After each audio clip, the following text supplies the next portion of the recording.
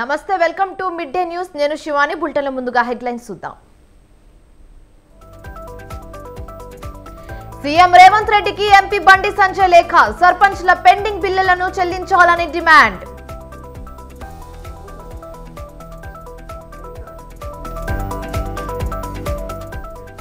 సచివాలయంలో 5 జిల్లాల కలెక్టర్లతో ధరణి కమిటీ సమావేశం పోర్టల్ నిర్వహణ ఇతర సమస్యలపై చర్చలు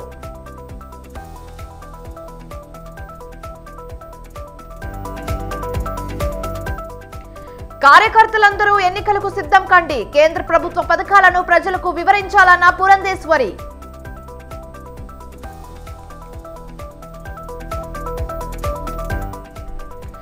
హైదరాబాద్ లో ప్రత్యక్షమైన బెంగళూరుకు చెందిన బాలుడు కుటుంబ సభ్యులకు సమాచారం ఇచ్చిన నాంపల్లి పోలీసులు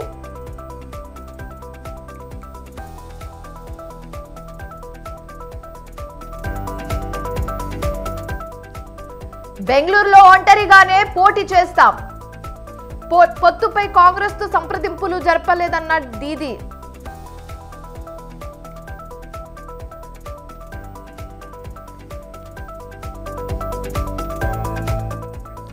టెస్ట్ సిరీస్ తో అత్యుత్తమ ప్రదర్శన చేస్తాం సిరీస్ గెలుస్తామన్న రోహిత్ శర్మ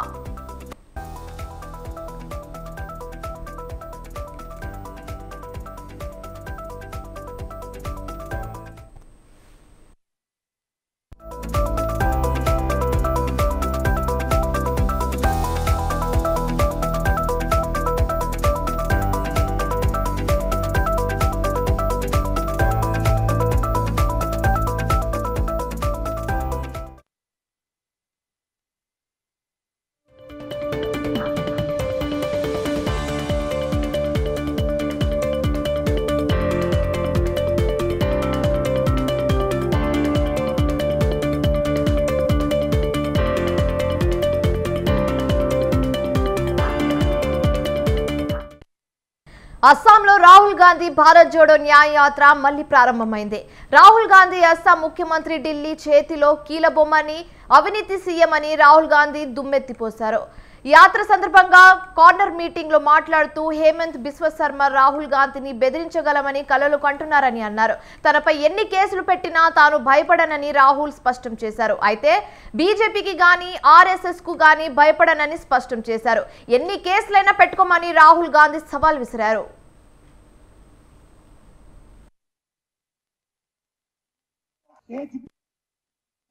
उसका कंट्रोलर दिल्ली में बैठा है और वो देश का सबसे बड़ा चीफ मिनिस्टर है.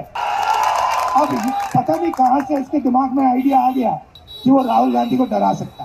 जितने केस लगाने मेरे ऊपर लगा दो, कोई फर्क नहीं पड़ता मुझे. मैं नहीं डरता. मैं बीजेपी से नहीं डरता, मैं आरएसएस से नहीं डरता.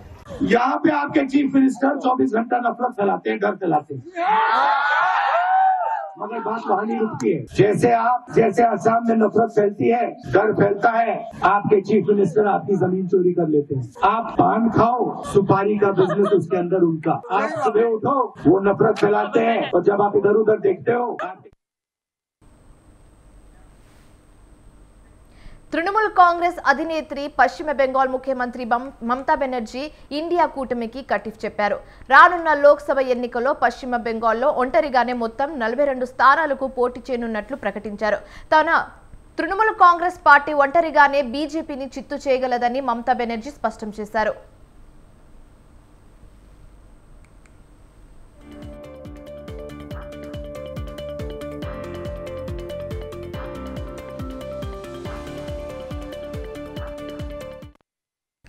అయితే కూటమిలో కమ్యూనిస్ట్ పార్టీల ఉనికి పట్ల మొదటి నుంచి వ్యతిరేకత ఉన్న మమతా బెనర్జీ గతంలో కాంగ్రెస్ కు కేవలం 2 సీట్లు ఇస్తామని ప్రకటించారు.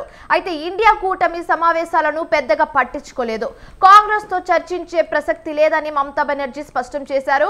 బెంగాల్లో తామే అన్ని స్థానాలకు ఒంటరిగా పోటీ చేసి బీజేపీని చిత్తు చేస్తామని స్పష్టం చేశారు. తాము ఇండియా కూటమిలో ఉన్నానని రాహుల్ న్యాయ యాత్ర పశ్చిమ బెంగాల్లోనూ సాగాల్సి ఉన్నా తమకు కనీసం సమాచారం కూడా కాంగ్రెస్ ఇవ్వలేదని ఆగ్రహం వ్యక్తం చేశారు. అయితే ఇండియా కూటమికి తానే పేరు పెట్టిన కూటమిని సిపిఎం కంట్రోల్ చేయడాన్ని సహకరించలేదన్నారు.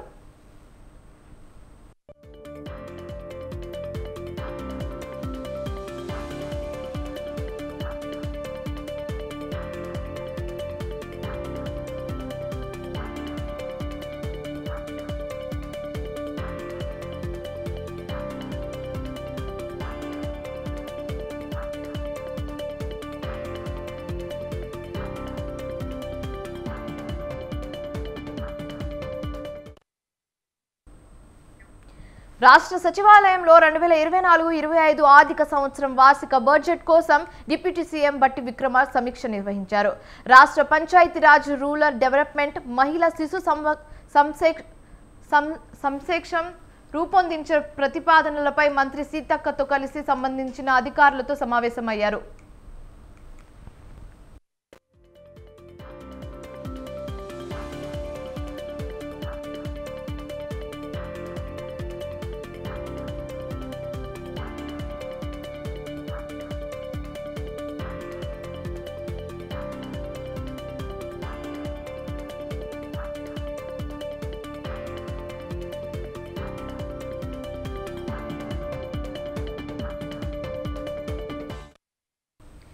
దీనికి సంబంధించి మరిన్ని సమాచారం మా ప్రతినిధి వేణు ఫోన్ ఇన్ ద్వారా అందిస్తారు. వేణు, చెప్పండి, మీ వద్ద ఉన్న తాజా సమాచారం ఏ విధంగా ఉన్నాయి? ఏదైతే ఈరోజు తెలంగాణ సచివాలయంలో ఆర్థిక శాఖ మంత్రి అలాగే డిప్యూటీ సీఎం బట్టి విక్రమ 24-25 ఆర్థిక సంవత్సరానికి సంబంధించి వార్షిక బడ్జెట్ కోసం ఇటు పంచాయతీరాజ్ శాఖ, రూరల్ డెవలప్మెంట్, మహిళా శిశు సంక్షేమ శాఖ రూపొందించిన ప్రతిపాదనపై మంత్రి సీతక్కతో కలిసి సంబంధిత అధికారులతో సమీక్ష చేస్తున్నారు. ముఖ్యంగా ఏదైతే ఫిబ్రవరి నెలలో రాష్ట్ర ప్రభుత్వం బడ్జెట్ ప్రవేశపెట్టాలని చెప్పి భావిస్తోంది. అందుకు గాను గత కొద్ది రోజులుగా వివిధ శాఖలపై ఇటు అక్కడ ఉన్నటువంటి ఆదాయం ఎంత, అలాగే ఖర్చులు ఏ విధంగా ఉన్నాయి, ఇక అదనపు ఆదాయం సమకూర్చుకునేందుకు ఏ విధంగా మనం ఎలాంటి చర్యలు తీసుకోవాలి ఏంటి అనే దానిపైనే ప్రధానంగా చర్చిస్తున్నటువంటి పరిస్థితి.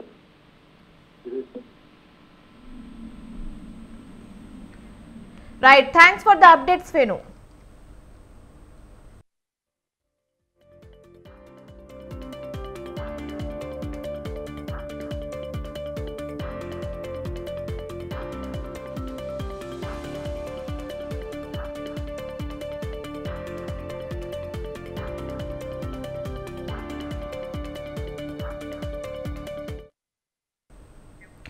కేంద్ర ప్రభుత్వం గ్రామాలకు కేటాయించిన నిధులను గత ప్రభుత్వం దారి మళ్లించిందని ఆరోపించారు బీజేపీ జాతీయ ప్రధాన కార్యదర్శి బండి సంజయ్. సర్పంచ్ల పెండింగ్ బిల్లులను వెంటనే చెల్లించాలని డిమాండ్ చేస్తూ సీఎం రేవంత్ రెడ్డికి బండి లేఖ రాశారు. రాష్ట్రంలో కాంగ్రెస్ ప్రభుత్వం అధికారంలోకి వచ్చి 50 రోజులు గడుస్తున్నా సర్పంచ్ల పెండింగ్ బిల్లులపై దృష్టి సారించలేకపోయారన్నారు. ఎన్నికల ముందు ఇచ్చిన హామీని అధికారంలోకి వచ్చిన తర్వాత పట్టించుకోకపోవడం శోచనీయమని విమర్శించారు. గ్రామ అభివృద్ధి కోసం చేసిన పనులను కూడా ప్రభుత్వ అధికారులు రికార్డ్ చేయకుండా సర్పంచ్లను ఇబ్బంది పెడుతున్నారని ఆగ్రహం వ్యక్తం చేశారు. సర్పంచ్లు చేసిన పనులను వెంటనే రికార్డ్ చేసేలా ప్రభుత్వ ఉత్తర్వులు జారీ చేయాలని బండి సంజయ్ కోరారు.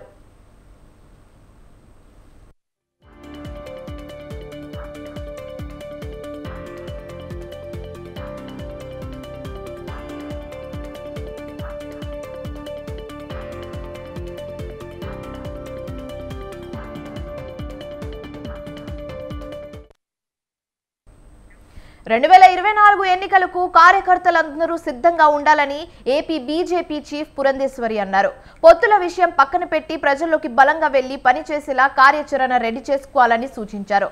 ప్రతి గ్రామానికి వెళ్లి స్థానిక సమస్యలు తెలుసుకోవాలని బీజేపీ కార్యకర్తలకు సూచించారు.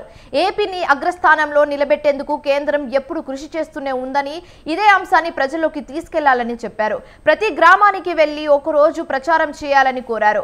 కేంద్రం సంక్షేమ పథకాలను, చేస్తున్న అభివృద్ధిని ప్రజలకు వివరించాలని చెప్పారు. అందరికీ తెలుసు, ఇప్పుడు ఎన్నికలు ఎంతో దూరం లేదు. ఒక 2 నెలల్లో మనం ఇంచుమించుగా ఎన్నికల్ని ఎదుర్కోబోతున్నాం. ఆ సందర్భంలో సమాయత్తం అవ్వాల్సినటువంటి బాధ్యత కార్యకర్తలంగా మనందరి మీద ఉన్నది. పొత్తుల విషయం మన అగ్రనాయకత్వం ఆలోచిస్తుంది. కానీ క్షేత్రస్థాయిలో మన పార్టీని అన్ని విధాలా కూడా బలోపేతం చేయవలసినటువంటి అవసరం ఖచ్చితంగా ఉన్నది. కనుక కార్యకర్తలందరూ కూడా పొత్తుల విషయాన్ని పక్కన పెట్టి, ఆ నేపథ్యంలో కేంద్ర నాయకత్వం మనకి అనేక కార్యక్రమాలు ఇస్తున్నారు. కొన్ని కార్యక్రమాలు రాష్ట్ర భారతీయ జనతా పార్టీ తరఫున మనమందరం కూడా అనేక కార్యక్రమాలు మనం చేపడుతున్నాం. మనకి మండల ప్రవాస అనేటువంటి కార్యక్రమాన్ని మనం చేసుకున్నాం. 3 రోజుల పాటు ప్రతి నాయకుడు కూడా గ్రామాలకు వెళ్ళి, మండలాలకు వెళ్ళి అక్కడ 2 రాత్రులు 3 పగళ్ళు నిద్ర చేస్తూ అక్కడ మన పార్టీని సంస్థాగతంగా, అంటే మనం ఏదైతే పునాది అని భావిస్తాం, మన బూతులు కావచ్చు, మన శక్తి కేంద్రాలు కావచ్చు, మన మండలాలు కావచ్చు, మనందరికీ తెలుసు ఇప్పుడు ఎన్నికలు ఎంతో దూరం లేదు. ఒక 2 నెలల్లో మనం ఇంచుమించుగా ఎన్నికల్ని ఎదుర్కోబోతున్నాం.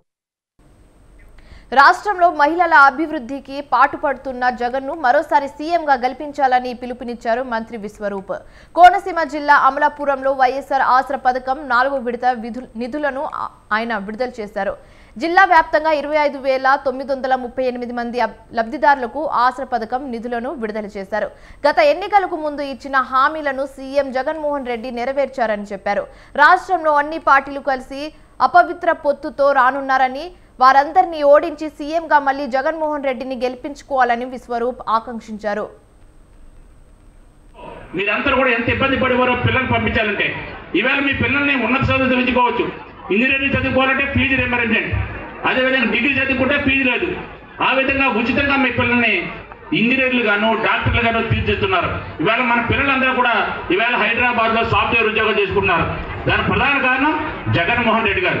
జగన్మోహన్ రెడ్డి గారు మంచి చేసుంటే, మీ కుటుంబానికి జగన్మోహన్ రెడ్డి గారు వాళ్ళ మేలు జరుగుంటే, నాకు నా ప్రభుత్వం వల్ల, నా పథకాల వల్ల మీ కుటుంబానికి లబ్ధి చేకూరితే, జగన్మోహన్ రెడ్డి గారు మళ్ళీ ముఖ్యమంత్రి కావాలని మీరు అనుకుంటే నాకు ఓటేంటి అడుగుతాను, ధైర్యంగా అడుగుతున్నారు జగన్మోహన్ రెడ్డి గారు. అంటే ఆయన చెప్పిన ప్రతి కార్యక్రమం నిన్న మొన్నటి వరకు ఆమె వైఎస్ఆర్ కుమార్తె, వైసీపీ అధినేత జగన్మోహన్ రెడ్డి సోదరి. ప్రతిపక్షాలపై జగనన్న విడిచిన బాణం. కానీ ఇప్పుడు సీన్ రివర్స్ అయింది. ఆమె వైఎస్ఆర్ కుమార్తె కాదు, జగన్ వదిలిన బాణం అంతకంటే కాదు. తాజాగా షర్మిల చంద్రబాబు చివరి అస్త్రం. ఈ మాటలు అంటుంది ఎవరో కాదు, అధికార వైఎస్ఆర్ కాంగ్రెస్ పార్టీ నేతలు. ఒకప్పుడు ఆమె జగనన్న విడిచిన బాణం అన్నను కాదని కాంగ్రెస్ లో చేరి పిసిసి అధ్యక్షురాలుగా నియమితులైన చంద్రబాబు అస్తం ఎలా అయింది?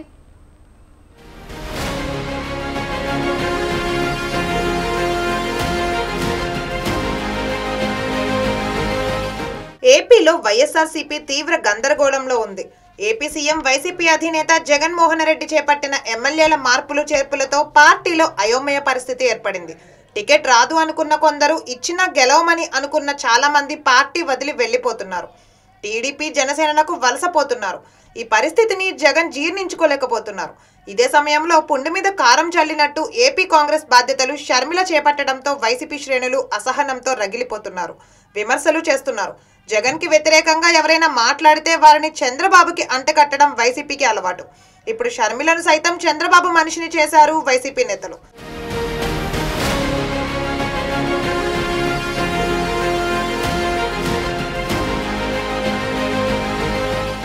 రాజకీయంగా ఎదగాలంటే వైసీపీ తెలంగాణతో సాధ్యం కాదని గుర్తించిన వైఎస్ షర్మిల కాంగ్రెస్ పార్టీ అధినాయకత్వానికి జైకొట్టారు. కాంగ్రెస్ తీర్థం పుచ్చుకున్నారు, జాక్ పాట్ కొట్టారు, ఏపీ కాంగ్రెస్ బాధ్యతలు చేపట్టారు. దీంతో వైసీపీ నేతలు షర్మిలను టార్గెట్ చేస్తున్నారు.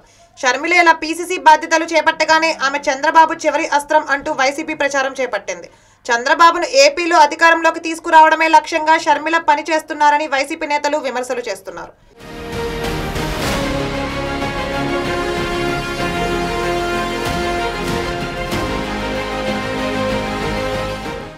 నిజానికి గతంలో షర్మిల అన్న జగన్మోహన్ రెడ్డిని ఏపీ సీఎం చేయడం కోసం తీవ్రంగా శ్రమించారు. అక్రమ ఆస్తుల కేసులో జగన్ జైలుకు వెళ్తే పార్టీని బలోపేతం చేసే బాధ్యతను షర్మిల తీసుకున్నారు. ఉమ్మడి ఆంధ్రప్రదేశ్లో 3000 కిలోమీటర్ల పైగా పాదయాత్ర చేశారు. గత ఎన్నికల్లో వైసీపీని గెలిపించాలని, చంద్రబాబుని ఓడించాలని రాష్ట్ర వ్యాప్తంగా ఎన్నికల ప్రచారంలో కీలక పాత్ర వహించారు. అప్పుడు షర్మిల వైఎస్ఆర్ కుమార్తె. జగనన్న వదిలిన బాణం అంటూ ప్రశంసలు కురిపించిన వైసీపీ నేతలు తమ నియోజకవర్గాల్లో పోటీపడి మరీ ఆమెతో ప్రచారం చేయించుకున్నారు. జగన్ సోదరిగా వైఎస్ఆర్ కుమార్తెగా షర్మిల పట్ల వైసీపీ నేతలు ఆదరాభిమానాలు చూపారు. కానీ షర్మిల ఏపీసీసీ బాధ్యతలు తీసుకోగానే ఒక్కసారిగా వైసీపీ నేతలు ఆమెను టార్గెట్ చేస్తున్నారు. వైఎస్ షర్మిలను కాస్త మొరుసుమల్లి షర్మిలగా మార్చేశారు. ఆమె మొరుసుమల్లి షర్మిల అంటూ వైసీపీ సోషల్ మీడియా వేదికగా విమర్శలు చేస్తున్నారు. చంద్రబాబు అస్త్రం అంటూ ప్రచారం చేస్తున్నారు.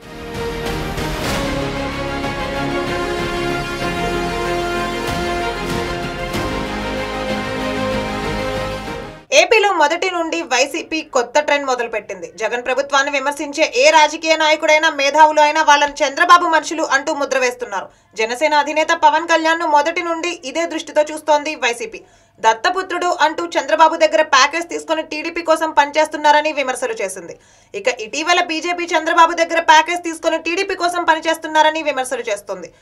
ఇక ఇటీవల బీజేపీ రాష్ట్ర పార్టీ బాధ్యతలు చేపట్టిన దగ్గుబాటి పురంధరేశ్వరి సైతం చంద్రబాబు కోసం పనిచేస్తున్నారని విమర్శలు చేస్తున్నారు. 2019 ఎన్నికల్లో పురంధరేశ్వరి బీజేపీ నుంచి పోటీ చేస్తే ఆమె భర్త దగ్గుబాటి వెంకటేశ్వరరావుకి మాత్రం పర్సూరు అసెంబ్లీ స్థానం నుంచి టికెట్ ఇచ్చింది వైసీపీ. ఇక వామపక్షాలు సైతం చంద్రబాబు కోసమే పనిచేస్తున్నాయని వైసీపీ నేతలు విమర్శలు చేస్తూ వస్తున్నారు. తాజాగా వైఎస్ షర్మిల వంతు వచ్చింది. వైసీపీ అధికారంలోకి వచ్చాక షర్మిలకు ఆ పార్టీతో సంబంధాలు తగ్గిపోయాయి. దీంతో తెలంగాణలో ఆమె సొంతంగా వైఎస్ఆర్ తెలంగాణ పేరుతో పార్టీ పెట్టుకున్నారు. అప్పుడు కూడా వైసీపీ ఆమెకు సపోర్ట్ చేయలేదు. వైఎస్ఆర్టీపీని కాంగ్రెస్ లో విలీనం చేసి ఏపీ కాంగ్రెస్ బాధ్యతలు చేపట్టడం అధికార వైసీపీ నేతలకు నచ్చలేదు. దీంతో షర్మిలను సైతం చంద్రబాబు అస్త్రం అంటూ ముద్ర వేసే యత్నం చేస్తోంది.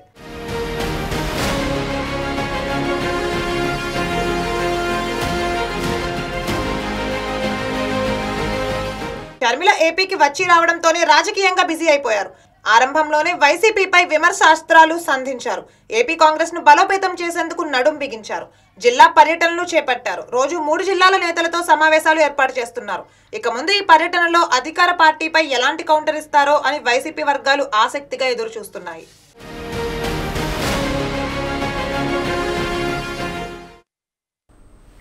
బాపట్ల జిల్లా అద్దంకి నియోజకవర్గం వైసీపీ సమన్వయకర్తగా పాణ్యం హనుమిరెడ్డిని అధిష్టానం నిర్ణయించింది. గుంటూరు జిల్లాకు చెందిన హనుమిరెడ్డి అద్దంకి నియోజకవర్గంలో తనదైన శైలిలో అందరినీ కలుపుకుంటూ ముందుకు సాగిపోతున్నారు. నియోజకవర్గంలో పార్టీకి అతీతంగా సీఎం జగన్ చేసిన సంక్షేమ పథకాలు అందరికీ అందుతున్నాయన్నారు. అద్దంకిలో గెలిచి సీఎం జగన్ కి కానుక ఇస్తానంటూ అద్దంకి వైసీపీ ఇన్ఛార్జ్ పాణ్యం హనుమిరెడ్డితో మా ప్రతినిధి Srinivas face to face. YCP party ఇప్పటికే కొన్ని నియోజకవర్గాల్లో ఇన్ఛార్జీలు నియమించింది. అందులో భాగంగా అద్దంకి నియోజకవర్గానికి పాణ్యం హనుమిరెడ్డిని ఇన్ఛార్జిగా నియమించడం జరిగింది. అయితే పాణ్యం హనుమిరెడ్డి ఇన్ఛార్జిగా ఇక్కడ నియమించబడిన కానించి ఒక్కొక్క మండలం తిరుగుతూ అందరితోటి ఆత్మీయంగా కలుపుకుంటూ ముందుకు సాగిపోతూ ఉన్నారు. ఇప్పుడు మనతో పాటు అద్దంకి వైసీపీ ఇన్ఛార్జి పాణ్యం హనుమిరెడ్డి గారు ఉన్నారు. వారిని అడిగి తెలుసుకుందాం వారి యొక్క ఈ ఇన్ఛార్జి వచ్చిన తర్వాత ఇక్కడ కార్యక్రమాలు ఏ విధంగా జరుగుతున్నాయనేది. సార్ చెప్పండి, మీరు కొత్తగా అద్దంకి నియోజకవర్గానికి ఇన్ఛార్జిగా వచ్చారు. ఇక్కడ మీకు ప్రజల నుంచి వస్తున్న ఆదరణ ఎలా ఉంది? దాన్ని మీరు ఏ విధంగా రిసీవ్ చేసుకుంటున్నారు? చాలా బాగుంది. నాకు ఇక్కడ అద్దంకి నియోజకవర్గంలో ఏ ఊరు వెళ్ళినా కానీ వాళ్ళ సొంత బిడ్డకి ఫారెన్ నుంచి వస్తే వాళ్ళ బిడ్డను ఎట్లా చూసుకుంటారో, లేకపోతే చదువుకి వెళ్ళిన బిడ్డ ఇంటికి వస్తే ఎట్లా చూసుకుంటారో నన్ను ఈ రోజున ఆ విధంగా అద్దంకి ప్రజలు చూసుకుంటూ ఉన్నారు. సార్, అయితే మీరు రాజకీయాలకి కొత్తగా వచ్చారు. ఇక్కడ చూసినట్లయితే అద్దంకి ప్రజలు రాజకీయాల్లో చాలా దిట్టలు. మీకు వస్తున్నటువంటి స్పందన బాగా అనూహ్యంగా ఉంది. దీనికి ప్రధాన కారణం ఏమనుకుంటున్నారు? నేను ప్రతిరోజు కూడా చెప్తా ఉన్నాను, నా పని నేను చేసుకుంటా వెళ్తున్నాను. ఎదుటి మనిషి ఓడిపోవాలని నేను కోరుకోవట్లేదు, మేము గెలవాలని కోరుకుంటున్నాము. మా పార్టీ కార్యకర్తలు కానీ మా పార్టీ కానీ మేమందరం కూడా కోరుకునేది మేము గెలవాలని కోరుకుంటాము. ఇక్కడ చూసినట్లయితే ఇక్కడ గతంలో ఉన్నటువంటి ఇన్ఛార్జి ప్రస్తుతం ఇంతవరకు కూడా మీతో పాటు ఒక కార్యక్రమంలో కూడా పాల్గొనలేదు. మరి రానున్న రోజుల్లో అతను కలిసి వచ్చేటువంటి సూచనలు ఏమైనా ఉన్నాయా? అధిష్టానం నుంచి ఏమైనా ప్రత్యేకంగా చర్చలు లాంటివి ఏమైనా జరుగుతున్నాయా? ఈ విషయం వచ్చేటప్పటికి చైతన్య గారు కూడా మా పార్టీలో ఉన్నారు. మేమందరం కలిసే పనిచేస్తాము. ఏదైనా చిన్న చిన్న విషయాలు ఉంటే హైకమాండ్ చూసుకుంటుంది. మరి ఇక్కడ మీకు ప్రజల నుంచి వస్తున్న ఈ స్పందనకి ప్రధానమైన కారణం దేనిగా ఏది అనుకుంటున్నారు? ఒకటి వచ్చేటప్పటికి నాకు అద్దంకి ప్రజలకు ఏదో రుణానుబంధం ఉందని చెప్పి అనుకుంటున్నాను. అంతకన్నా పెద్ద ముఖ్యమైనది ఏంటంటే అంటే సంక్షేమ పథకాలు కానీ అభివృద్ధి కానీ జగన్మోహన్ రెడ్డి గారికి చాలా చాలా ప్లస్ అయింది. ఈ రోజున ఏ ఊరు వెళ్ళినా ప్రజలు బ్రహ్మరథం పడుతున్నారంటే జగన్మోహన్ రెడ్డి గారు అభివృద్ధి ఈ విధంగా చేశారా, ఈ సంక్షేమ పథకాలు ప్రజలకి ఈ విధంగా నేరుగా అందుతున్నాయా అని నాకు అనిపిస్తూ ఉంది.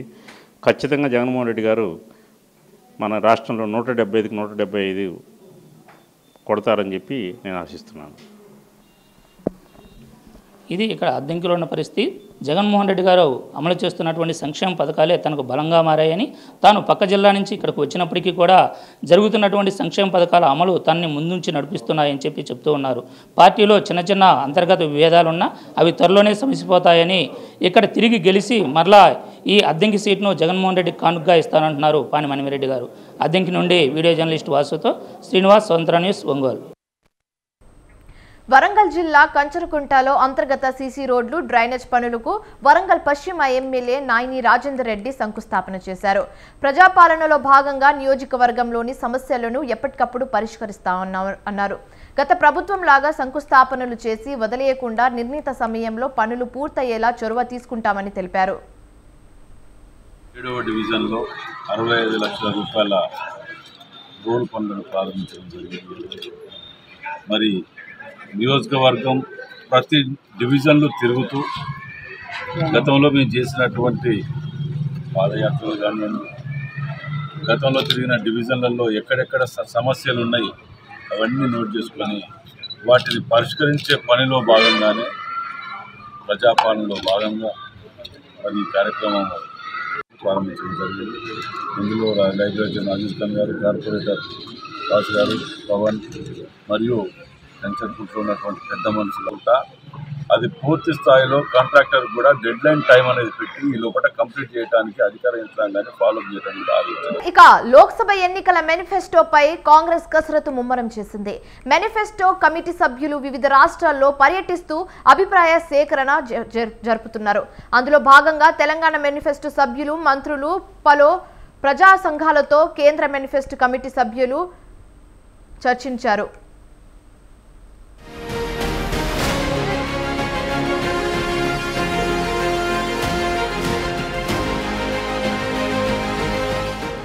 రానున్న పార్లమెంట్ ఎన్నికల కోసం కాంగ్రెస్ సమాయత్తమవుతోంది. అందుకోసం మేనిఫెస్టోను సిద్ధం చేసే ప్రక్రియకు శ్రీకారం చుట్టింది.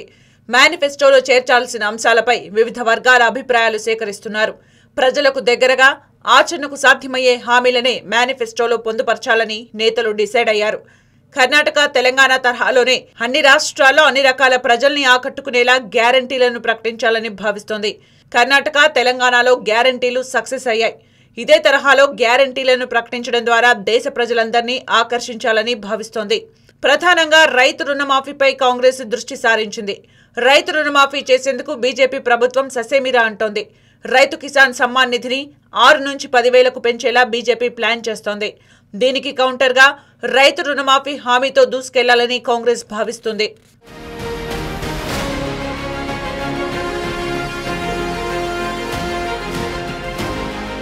దీంతో పాటు 10 లక్షల రూపాయల వరకు ఉచిత వైద్య చికిత్స, మహిళలకు ఆర్థిక చేయూత, 500 రూపాయలకే గ్యాస్ సిలిండర్, గిగా వర్కర్లకు ఆరోగ్య ఉద్యోగ భద్రత, ప్రతి పేద కుటుంబానికి ఆర్థిక సహకారం, ప్రభుత్వ రంగ సంస్థల పరిరక్షణ, పట్టణ ప్రాంతాల్లో ఉపాధి హామీ చట్టం, పంటలకు గిట్టుబాటు ధర, అగ్నివీర్ పథకం రద్దు వంటి హామీలను కాంగ్రెస్ పరిశీలిస్తుంది.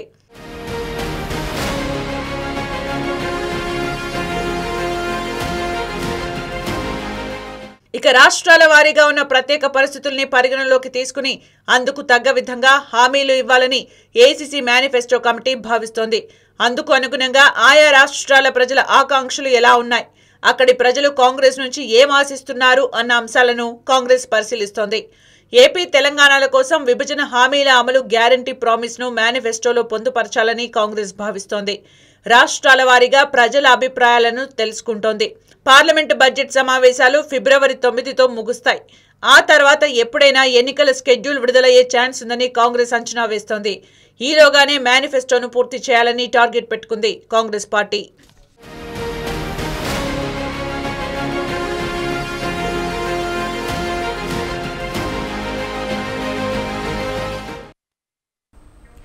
TPCC incharge Deepa Das Munshi, MLC Mahesh Kumar గౌడ్ను టిబెట్ ఎంపీలు కలిశారు.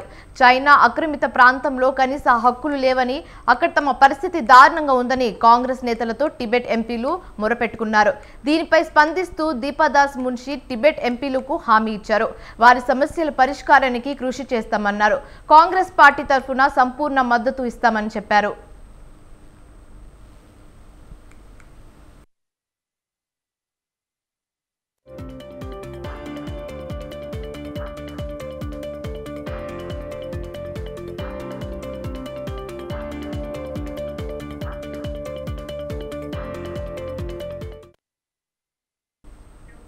మాజీ మంత్రి వైఎస్ వివేకానందరెడ్డి హత్య కేసులో నిందితుడిగా ఉండి ఆపై అప్రూవర్గా మారిన షేక్ దస్తగిరికి ఏపీ హైకోర్టు బెయిల్ మంజూరు చేసింది.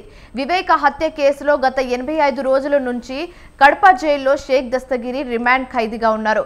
ఈ క్రమంలో బెయిల్ మంజూరు చేయాలంటూ హైకోర్టులో దస్తగిరి పిటిషన్ దాఖలు చేశారు. దాన్ని వివరించారని ఏపీ హైకోర్టు కిడ్నాప్ కేసులో దస్తగిరిని రాష్ట్ర పోలీసులు అదుపులోకి తీసుకున్నారని ఆయన తరఫున న్యాయవాది వాదనలు వినిపించారు.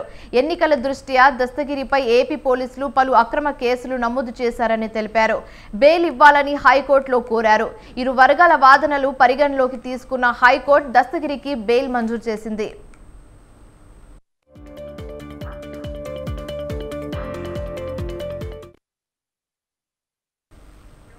రేపటి హైదరాబాద్లోని ఉప్పల్ స్టేడియం వేదికగా భారత్ ఇంగ్లాండ్ జట్ల మధ్య 5 టెస్ట్ మ్యాచ్ల సిరీస్ ప్రారంభం కానుంది.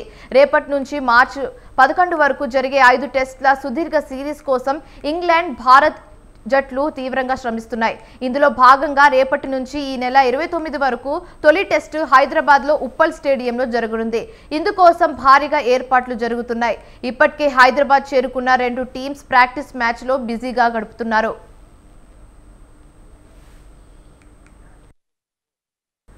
టెస్ట్ సిరీస్తో అత్యుత్తమ ప్రదర్శన చేస్తామని కెప్టెన్ రోహిత్ శర్మ అన్నారు. ఇంగ్లాండ్తో టెస్ట్ సిరీస్ గెలుస్తామని ధీమా వ్యక్తం చేశారు. ఇంగ్లాండ్లో మంచి పోటీ ఇచ్చే ఆటగాళ్లు ఉన్నారని, ఉప్పల్ మైదానంలో ప్రత్యేక వ్యూహంతో బరిలోకి దిగుతామన్నారు. 2 నెలలుగా తమ ఆటగాళ్లు స్థిరమైన ప్రదర్శన చేస్తున్నామని అన్నారు. టెస్ట్ మ్యాచ్లో ఆడటం ప్రతి ఆటగాడికి ఛాలెంజ్గా ఉంటుందని రోహిత్ శర్మ అన్నారు.